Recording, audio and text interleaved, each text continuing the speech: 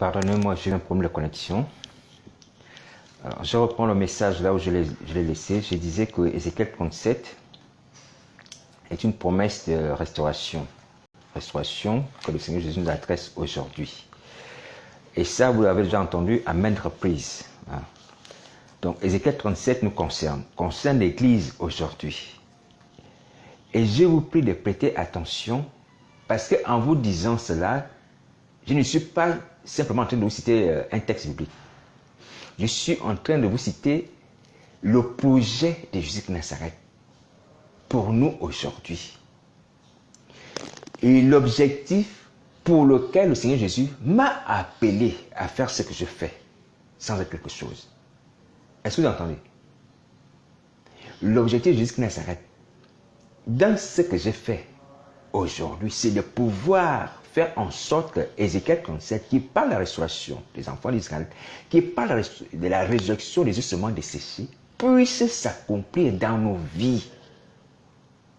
Il ne s'agit pas d'un texte qu'on va apprendre, comprendre, retenir de façon intellectuelle. Non, il faut comprendre ce texte-là et chercher à ce qu'il ait l'effet dans nos vies, qui produisent la vie. Qui produisent la vie. La parole s'est faite chair. Elle était au commencement de toutes choses. Mais la Bible dit que la parole s'est faite chair. Donc, la parole s'est faite chair, c'est-à-dire que la parole s'est transformée en un être humain qui s'appelle Jésus de Nazareth, qui est venu comme un homme. Mais qui au départ n'était pas être humain, il était parole. Alléluia. Même s'il s'appelle parole. Mais la Bible déclare que la parole était avec Dieu. La parole était Dieu. Et la parole s'est transformée. Elle est devenue un être humain. Donc elle s'est matérialisée. Est-ce que vous entendez? Alors, donc, la parole d'Ézéchiel 37 là, doit se matérialiser. Elle doit se concrétiser. On doit la voir, on doit la vivre. Que nous étions le seulement desséchés. Maintenant, nous sommes devenus des êtres humains. Nous étions morts, maintenant nous sommes vivants. Nous étions possédés, maintenant nous sommes libres. Est-ce que vous entendez? La parole s'est faite chair. Donc la parole d'Ézéchiel 37 doit s'accomplir. Elle doit s'accomplir. Voici l'objectif de ce que Jésus m'a appelé à faire. Et voici l'objectif pour lequel nous prions. Est-ce que vous comprenez? Donc ce que certains appellent la vision. Voici la vision. La vision du Seigneur Jésus pour l'Église. L'Église aujourd'hui est devenue comme les ossements desséchés. Voilà. Mais Jésus de Nazareth veut ramener son Église à la vie. Comme la fin de la prophétie d'Ézéchiel 37, la fin de la vision d'Ézéchiel 37 où on voit une armée nombreuse. Est-ce que vous voyez?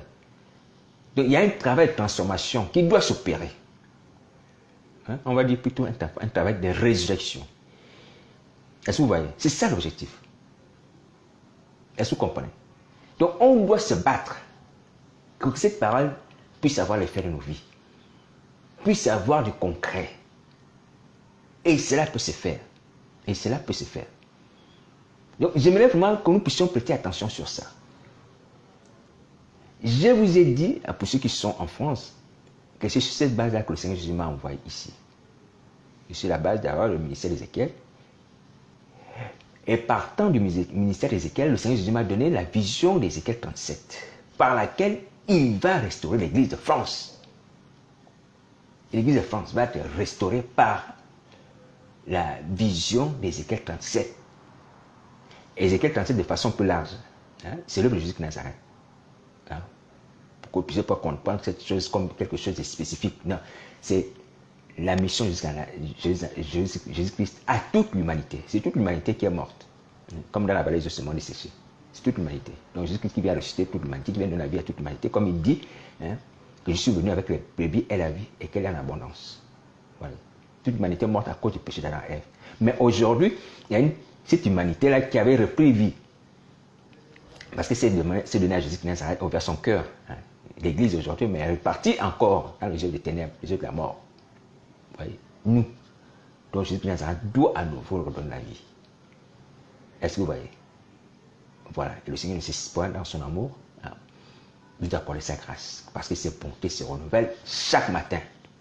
Alléluia. Les bontés de Christ se renouvellent chaque matin. Alors donc on va lire ensemble quelques versets bibliques d'Ézéchiel 37. Alléluia. Parce que c'est ça la pensée de Christ. C'est ça la vision de Christ pour nous. Il faut le comprendre comme ça. Mais il ne s'agit pas d'étudier la Bible là. Il ne s'agit pas d'étudier. Il ne s'agit pas de faire l'enseignement. Il s'agit d'amener cette parole à se réaliser, à devenir chair, à mettre en nous la vie, l'esprit de Christ en nous. Est-ce que vous savez, est-ce que vous comprenez? Il ne s'agit pas d'un enseignement, dire que moi je compris ce que ça veut dire, je compris telle chose, j'ai compris telle chose, j'ai défini ça. Il s'agit, non pas seulement de comprendre, c'est vrai, il faut comprendre. Il s'agit que nous soyons transformés, nous soyons ressuscités, on change d'apparence, on change de nature. On change, on doit changer. On doit changer. Alléluia. Voilà, donc je vais lire quelques versets d'Ézéchiel 37. Alors, je commence par le premier verset. La Bible dit que la main de l'Éternel fut sur moi, c'est Ézéchiel qui dit, la main de l'Éternel fut sur moi, et l'Éternel me transporta en esprit et me déposa dans le milieu d'une vallée remplie d'ossements. Il me fit passer auprès d'eux tout autour, et voici, ils étaient fort nombreux à la surface de la vallée. Et ils étaient complètement secs. Alléluia, je m'arrête là. Ça, c'est les deux premiers versets. Donc, je reprends. Ézéchiel, le prophète, raconte. Il dit, la main de l'Éternel fut sur moi, et l'Éternel me transporta en esprit, et me déposa dans le milieu d'une vallée remplie de semences desséchées. Il me fit passer auprès d'eux tout autour, et voici, ils étaient fort nombreux à la surface de la vallée, et ils étaient complètement secs. Alléluia. Voilà. Alors, ces deux premiers versets nous montrent déjà la mission du prophète. Dieu l'amène dans une vallée d'ossements desséchés.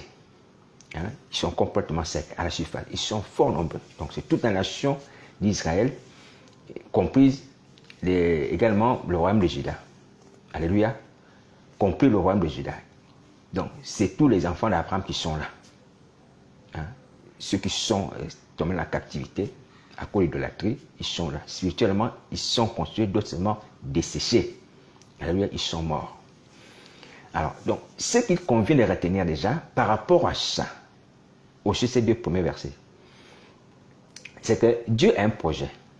Le projet de ramener la vie ces gens qui sont morts spirituellement. De recomposer, ou du moins de reconstituer la nation juive, de façon générale, les deux royaumes. Alléluia. Et de les unir, les assembler. Mais pour faire cela, Dieu a besoin d'un homme. Et il a besoin d'un homme qui s'appelle Ézéchiel. Ézéchiel qui signifie l'Éternel fortifie. Voilà, parce qu'il a une mission énorme à accomplir. Donc Dieu doit le fortifier. Alléluia, Dieu doit le fortifier. Alors, donc, Dieu va prendre cet homme et il va le transporter en esprit. Nous sommes dans la vision et le poser au milieu d'une vallée de semences desséchées. C'est-à-dire qu'il va lui montrer symboliquement, spirituellement, ce que la situation spirituelle des enfants d'Israël représente. C'est-à-dire que les enfants d'Israël qui nous voient se promener, marcher, prophétiser, le mensonge et tout ça à gauche, à droite, ceux qui sont dans la captivité, ceux qui sont tombés, ceux qui sont en exil, ce qu'ils représentent comme image, spirituellement parlant. Est-ce que vous voyez? Spirituellement parlant, ils montrent leur image. Ils ressemblent à des ossements desséchés. Est-ce que vous voyez? Si c'est pour moi que, en fait, lorsqu'on a pris Christ, spirituellement parlant, on a une autre image. On a une autre représentation devant Dieu. Vous voyez? On a une autre représentation devant Dieu. Dieu ne nous voit pas comme les êtres humains dotés de chair. Dieu ne nous voit pas comme ça, mes amis. Je vous assure, je vous dis la vérité.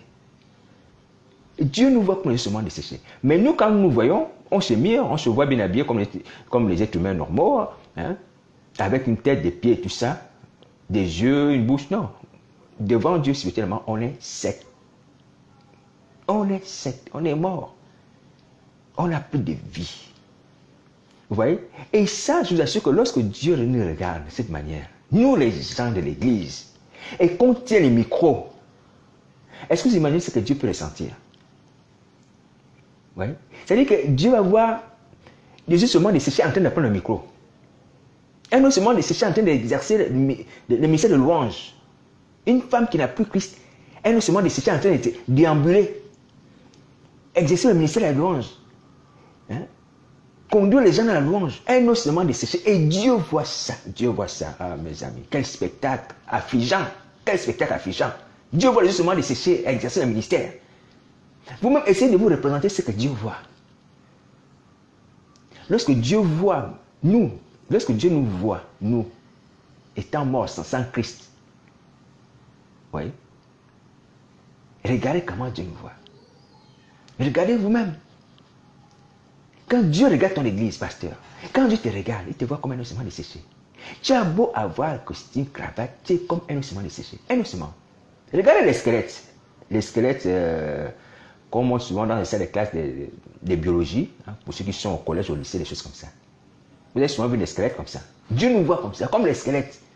Mais les squelettes qui marchent, les squelettes qui tiennent les micros, les squelettes qui disent Alléluia, les squelettes qui prophétisent. C'est comme ça que Dieu nous voit. Quel spectacle affligeant. Le cœur de Dieu souffre. On le fait souffrir. On le fait souffrir. Je vous assure, on le fait souffrir. Vous voyez? C'est comme ça que Dieu nous voit. Et je vous dis la vérité, vrai. Vrai, hein? Je ne vais pas rentrer dans les choses qui sont secrètes parce que ça touche certains domaines. Alléluia. Ça touche certains domaines et certaines personnes. Mais je vais vous dire que Dieu m'a montré déjà ça. De mes propres yeux, Dieu m'a déjà montré ça. Quand tu me regardes, dis-moi aussi, j'ai vu qu'on sommes des squelettes. Ce n'est pas pour me prendre pour quelqu'un d'important, non. C'est vrai. Donc, regardez un peu comment Dieu souffre. Regardez un peu comme Jésus-Christ souffre. Parce qu'on n'a plus Christ. On est comme les squelettes. Je vous dis la vérité. On est comme les squelettes. On a beau se dire, on est bien habillé, on est bien parfumé, on est comme les squelettes. Vous voyez? Voici comment Dieu nous voit. Et voici notre image spirituelle. Notre représentation dans le monde spirituel de Dieu. La vraie image, c'est celle de Dieu. Ce n'est pas l'image que Satan nous donne à voir. Ou c'est que la chair nous donne à voir. Vous voyez? Voici notre image. Nous sommes des squelettes, des ossements desséchés. Alléluia. Voilà. Et je vous assure que c'est honteux. C'est honteux de voir qu'un ossement desséché puisse exercer le ministère, puisse servir la Sainte Seine. Un squelette qui marche avec un plateau Sainte Seine, avec du pain, avec du vin. Un squelette. Le corps de Christ. Vous voyez? Vraiment, quelle désolation. Désolation. Désolation. Vous voyez? Le cœur de Dieu souffre. Le cœur de Jésus-Christ souffre. Si nous, les humains, sans être quelque chose, on est déjà peiné par rapport à ce que nous voyons physiquement dans les églises. À combien de fois raison, Dieu qui voit tout ce qu'on fait la nuit, le jour. La nuit, le jour. À combien de fois raison. Voilà pourquoi je ne me lasserai jamais, par sa grâce, de dire que Dieu est Dieu. Parce qu'il a un cœur de Dieu. Il n'a pas un cœur comme nous. Nous devons avoir un cœur comme lui parce que Jésus-Christ veut que nous soyons parfaits comme Dieu. Mais il est Dieu parce qu'il a un cœur de Dieu. Je vous assure. Il est Dieu parce qu'il a aussi un cœur de Dieu. En dehors de la puissance, il a aussi le cœur de Dieu. Le cœur, vraiment, c'est le cœur de Dieu. Dieu est réellement Dieu. Par son cœur, par ses sentiments, c'est lui. Seigneur, tu es Dieu. Tu es Dieu. Tu es Dieu. Il arrive à nous supporter. Comme ça. Comme ça. Il est réellement Dieu. Alléluia. Voilà. Alors, donc, voici notre image. Voici ton image, pasteur. Voici ton image, ma soeur. Ce n'est pas le faux surnom que tu as là. Excuse-moi, ce n'est pas une injure. C'est parce que c'est un faux surnom. Très beau, très joli à entendre. Non. Tu es un ossement desséché. Spirituellement, tu es un ossement desséché. Donc, notre image, nous sommes affreux. Ossement desséché, on ressemble à des zombies. On ressemble à des squelettes qu'on expose dans les salles de sciences naturelles, de biologie, ou même des ossements enfouis, qu'on montre souvent dans les documentaires, les archéologues. Vous savez, les archéologues, les gens qui cherchent toujours les choses qui ont disparu là, qui couvrent les tombeaux des gens qui sont morts depuis. Voilà. Et qui fouillent, ils regardent les ossements, ils prennent morceau par morceau. On est comme ça. Voici comment nous sommes.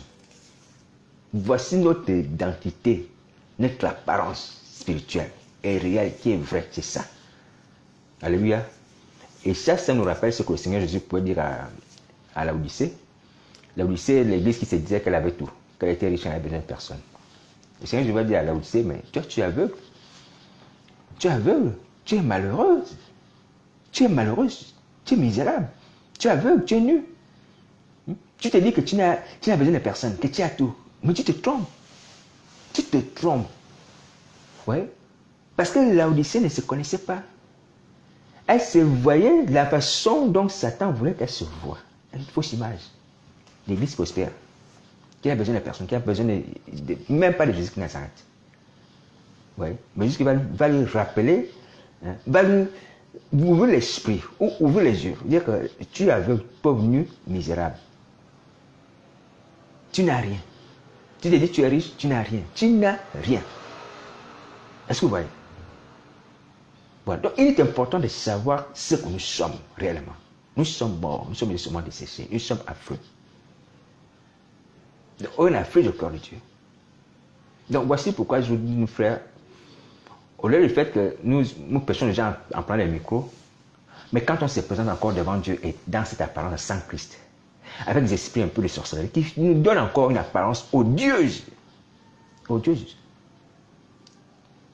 Sans être meilleur, j'ai dit j'aurais pu être. Mais aujourd'hui, par la grâce de Dieu, changeons. Quand Dieu regarde quelqu'un en train de pécher, il regarde un serpent en train de parler. C'est pas possible. Un serpent qui parle. Qui dit Alléluia, Amen. Un serpent qui parle à la place du pasteur. Est-ce que vous voyez? Vous voyez? C'est pas caché. Le Seigneur Jésus m'a montré. J'ai vu. J'ai vu. Tu dis, mais c'est un pasteur. Seigneur, c'est un pasteur, c'est un prophète. Non. C'est un serpent qui parle par sa bouche. Vous voyez? C'est des choses que vous-même connaissez. Dieu voit ça tous les jours. Dieu voit ça tous les jours. Et dans son église, dans sa maison de prière, Jésus-Christ voit ça dans son corps, le corps de Christ qui est l'église. Il voit ça. Et vous voulez encore aller faire la même chose demain? Demain, c'est dimanche. Laissez les serpents parler, prenez les micros. Mais attendez, mes amis, attendez. Il y a des choses qu'on doit nous dire pour que nous puissions savoir qu'on pêche. C'est tout à fait normal. Et j'ai béni le Seigneur Jésus pour cela. Il faut faire connaître Israël son péché. Il faut parler aux gens de repentance. Il faut leur faire connaître ce qu'ils pêchent. Parce qu'il y a des gens qui pêchent qui ne savent pas que leur péché est connu. Vous faites parler les serpents. Ou du moins, les serpents parlent par vous. Arrêtez ça, c'est une abomination. Vous n'avez pas le Saint-Esprit, vous avez les esprits des serpents. Ce n'est pas avec les esprits des serpents qu'on va servir Dieu. Non? Arrêtez ça. Donc vous avez compris. Si vous pensez que cette déguisement a été caché, alors que, bon, comme c'est Dieu qui connaît, les hommes ne le savent pas, les autres qui ne sont pas tombés comme nous ne savent pas, on peut continuer à faire. Parce que comme Dieu est dans le sang, il ne parle pas. Dieu parle, il parle de ça maintenant aujourd'hui. Il vous dit arrêtez ça. Arrêtez de faire parler les serpents à vos bouches. Et arrêtez d'exercer les ministères par les serpents. Mais vous imaginez ça? Que tu es assis dans une assemblée, c'est un serpent qui parle. C'est un serpent qui prêche. Vous voyez? C'est pas sérieux. C'est pas sérieux. Il faut arrêter. Donc demain, pas de culte. Pour ceux qui ne sont pas délivrés, pas de culte.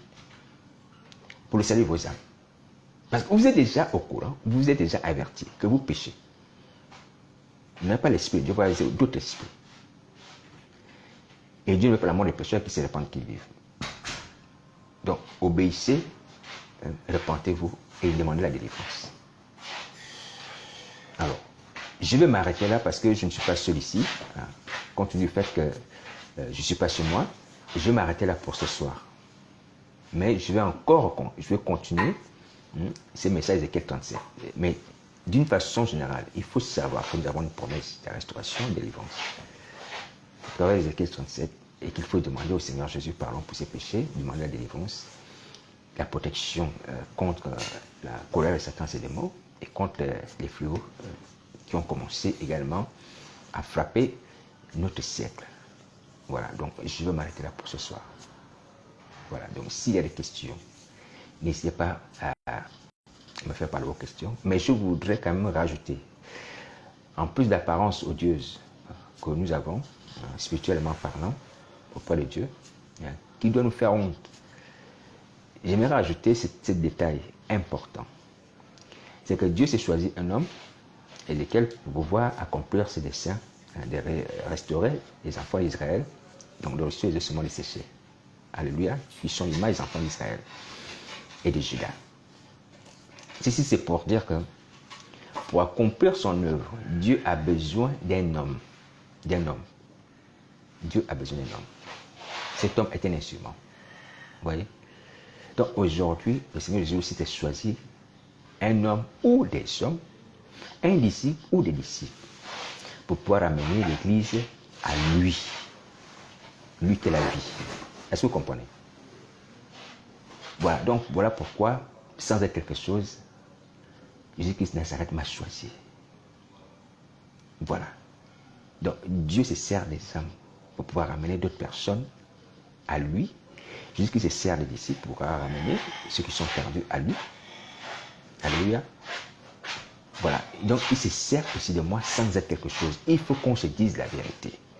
Alors donc, lorsque je dis ça, ce n'est pas moi qui va vous délivrer. Mais c'est Jésus-Christ Nazareth qui est en moi qui vous délivre. Parce que c'est lui qui est l'image et qui est le prophète. C'est lui qui délivre. C'est lui qui donne la vie. C'est lui qui ressuscite les morts. Donc, Jésus-Christ, en demeurant en moi, va agir dans vos vies. Est-ce que vous comprenez? En vérité, c'est Jésus-Christ Nazareth qui agit. Par lui-même, étant donné qu'il est Dieu et qu'il est une personne propre, assis à la droite du Père. Donc, on peut s'adresser à lui pour devenir la vie. Et on peut aussi avoir sa grâce au travers de la personne en qui il réside, ici-bas sur la terre. Vous comprenez? Donc, celui en qui il demeure, Jésus qui demeure en moi et en d'autres frères. Donc, au travers de ces personnes, Jésus qui Nazareth le même, qui est assis au ciel, à la droite du Père, agira aussi dans vos vies. Alléluia. Voilà. Donc, les hommes que Jésus-Christ utilise, ce sont les hommes en qui Jésus-Christ habite. C'est impossible que quelqu'un qui n'a pas Christ puisse ressusciter les gens. Pourquoi? Parce que Jésus-Christ est la vie. Tu ne peux pas transmettre la vie si tu n'as pas la vie. Jésus-Christ est le chemin, la vérité et la vie. Donc, pour que tu puisses donner la vie, tu dois avoir la vie. Et la vie, c'est qui la vie? C'est Jésus-Christ. Donc, quelqu'un qui a Jésus Nazareth est capable de ressusciter, d'enlever l'esprit un peu qui entoure déjà. Parce qu'il est la vie. Est-ce que vous comprenez? C'est la vie qui enlève la mort, la vie qui transmet la vie. Donc, ce n'est pas la peine d'aller vers nos frères qui sont tombés, qui font passer du temps envers des longs discours, des longs messages, quand ils n'ont pas la vie, quand ils n'ont pas Christ en eux. Ça ne sert à rien parce que Christ qui n'est pas en eux ne peut pas produire la vie en vous. Impossible. Impossible. Justement, les sessions ont reçu la vie parce que Ézéchiel avait la vie de Dieu. C'est le symbole de Christ. Christ en nous permettra que vous ayez la vie. C'est pareil. Un homme ne peut recevoir que ce qu'il a donné en haut et un homme ne peut donner que ce qu'il a reçu d'en haut. Donc, on a reçu d'en haut la vie de Christ et on transmet la vie de Christ. Est-ce que vous comprenez? Donc, il faut comprendre ces choses-là comme ça. C'est une question de vie qu'on transmet. Ce n'est pas une question, je vais voir un homme de Dieu, un pasteur, parce qu'il a un titre de pasteur, de prophète. Non. Il faut qu'il ait la vie. Parce que toi, tu es mort, tu as besoin de la vie. Et la vie, c'est Christ. Si Christ n'est pas en lui, ce n'est pas la peine, c'est pas la peine, c'est pas la peine. C'est pas la peine, mon frère, ma soeur, c'est pas la peine, tu perds du temps. Il va te faire gêner, il va te prendre l'argent pour rien. Tu as besoin de la vie c'est Christ. Et Christ n'est pas en lui, ce n'est pas la peine. Cherche un enfant de Dieu qui a la vie, qui a Christ en lui. Il va prier pour toi. Et Christ qui est en lui, qui a la vie, va te transmettre la vie, va enlever l'esprit de mort. L'esprit de sorcellerie est un esprit de mort. Et tu auras la vie, c'est un esprit de vie qui viendra dans ta vie et qui te remettra debout. Et tu seras changé en un être humain nouveau. Tu vas changer. Est-ce que tu m'entends? Voilà, donc je vais m'arrêter là parce que comme je ne suis pas seul, je vous ai dit tout à l'heure, je ne suis pas seul là où je suis. Alors, pour ne pas déranger, on va reprendre ce texte-là demain. Mais dans tous les cas, sachez que nous avons la promesse d'Ézéchiel 37, par laquelle le Seigneur Jésus nous donne la possibilité de restaurer nos vies, de revivre. Alléluia. Voilà, il faut prier pour qu'elle s'accomplisse. Je prie encore que vraiment vous soyez réceptifs. Vous soyez réceptifs. Parce que vous allez voir que le prophète Ézéchiel, lorsqu'il va commencer à parler de semences desséchées, Dieu va lui dire, il me dit, prophétise aux semences desséchées, dis-leur aux semences desséchées, écoutez la parole de l'Éternel. Verset 4. Je vais laisser ces derniers détails comme ça, on va s'appesantir là-dessus la prochaine fois. Mais il faut déjà savoir que la priorité ou la première chose, lorsqu'on veut la vie, il faut apprendre à écouter. Dieu dit à Ézéchiel, le prophète, quand tu vas parler de semences desséchées, tu leur dis ceci. Aux semences desséchées, écoutez la parole de l'Éternel. Ça veut dire qu'il faut faire silence. Il faut arrêter vos messages, vos directs. Il faut arrêter vos prédications. Il faut prendre conscience que vous êtes des semences desséchées et que vous devez vous taire. S'il y a une personne qui doit parler, c'est Jésus de Nazareth. Au travers de la personne en qui il réside. La personne qui a droit à la parole, c'est Jésus de Nazareth. La parole qui vous donne la vie, la parole de la vie. Ce n'est pas pour dire dominer sur vous. Non, ce n'est pas ça. Écoutez la parole pour que la parole puisse avoir l'effet en vous. Mais si vous parlez, pendant que la parole de Dieu va parler, vous exhortez, vous invitez les gens à aimer vos pages, comme je le vois, pendant que Dieu veut vous parler. C'est-à-dire que vos cœurs sont ailleurs. La parole de Dieu n'a pas d'effet sur vous, elle n'aura pas d'effet. On va perdre du temps pour rien, du temps pour rien. Du temps pour rien. Et vous serez châtiés. Vous serez châtiés. Je vous dis, vous serez châtiés. Dieu veut que vous puissiez faire silence pour écouter sa parole, afin qu'elle puisse faire effet en vous. Vous transmettre la foi qui vient de la parole de Christ, et afin que vous puissiez prier et avoir la vie. Mais vous voulez passer du temps, vous-même exhorter encore les gens qui vous disent d'écouter la parole de Dieu. Vous voulez passer du temps et demander aux gens, aimez vos pages. À les inviter à aimer vos pages. Vous voyez les choses que je rencontre. Vous voyez des choses comme ça. Vous allez prier. Vous allez prier sur les paroles que vous avez entendues. Vous voyez. Vous vous occupez des futilités. Et vous faites obstacle à votre salut comme ça.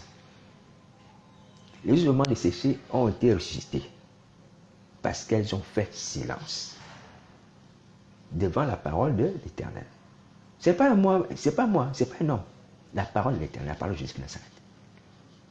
Est-ce que vous entendez? Je ne suis rien, mes frères, je ne suis rien. Mais c'est la parole de Jésus de Nazareth qui doit primer, qui doit dominer pour nous donner la vie. Est-ce que vous entendez? Ézéchiel va dire, comme Dieu lui ordonne de le faire, écoutez la parole de l'Éternel. Il ne dit pas la parole d'Ézéchiel. La parole de l'Éternel. Ce n'est pas la parole d'Ézéchiel. Peut-être que les gens vont vous dire, oh, mais toi tu veux dominer sur nous. Tu veux nous imposer ta volonté. Non, il ne s'agit pas de ma volonté de dominer sur quelqu'un. La parole de Jésus de Nazareth. Tous ensemble, on fait silence, on l'écoute, on l'applique et on les sauve. Oui. Je vais rappeler aussi une chose que j'ai dite, que Ézéchiel 37, c'est vrai, c'est une promesse de restauration des enfants d'Israël qui nous concerne aussi. C'est une promesse de délivrance, de retour à la vie. Mais pour que cette parole d'Ézéchiel, qui est une promesse, s'accomplisse, nous devons aussi nous appliquer cette parole selon la manifestation dont elle est écrite. C'est-à-dire que être dans le contexte. C'est-à-dire que celui qui parle par le nom de Jésus de Nazareth, n'est pas à son nom, il dit la parole de Jésus de Nazareth. Nous qui écoutons, on fait silence. Et on l'applique. On doit être dans la même configuration que Ézéchiel 37. On doit être dans la même configuration, la même attitude. Ce n'est pas parce que tu es pasteur que tu dis non, celui qui parle au nom de Jésus de Nazareth ne peut pas m'enseigner. Non, aujourd'hui, tu es mort. Ce n'est pas une injure. Et simplement, c'est pour un état temporaire que nous souhaitons. Temporaire, c'est-à-dire qui va passer. Pour l'instant, tu es mort. Retourne d'abord à la vie. Ta connaissance que tu as de la Bible, c'est bien. Mets-la d'abord dans ta poche. J'en avais déjà parlé. Je sais que vous avez la connaissance. Vous avez la connaissance. Vous avez la connaissance. Mais cette connaissance-là, mettez-la de côté. Alléluia, mettez-la de côté. Apprenez d'abord à vous humilier, à accepter d'abord, Seigneur, je suis mort, c'est vrai. Tu m'as appris des choses, mais pour l'instant, ça ne me sert à rien. Ce que j'ai besoin, c'est la vie. Donne-moi les paroles de la vie pour que je sois sauvé. Voici ce qui est au champ. Humblement parlant. Voici ce qu'il convient de faire. Voici l'attitude sage qui va nous amener au salut. Alors, sur ce, je nous souhaite à tous bon courage. Mais commençons déjà à prier. J'ai fait 2 messages la journée déjà, dans lesquels j'appelle aussi par le Seigneur Jésus à ce que nous puissions prier. Nous sommes dans l'urgence. Et que nos cœurs ne soient plus aussi. Voilà, donc, bon courage. Merci.